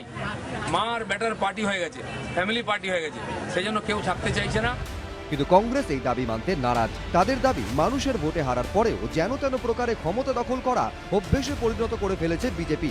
উদাহরণ হিসেবে কংগ্রেস বলছে গোয়ায় দ্বিতীয় বৃহত্তম দল হওয়া সত্ত্বেও সরকার গড়েছে বিজেপি, মণিপুরে দ্বিতীয় বৃহত্তম দল হয়েও সরকার তাদের, বিহারে ভোটে হেরেও এখন নীতিশ কুমারের সঙ্গে বিজেপির সরকার। ईमान कब तक खरीदोगे आप?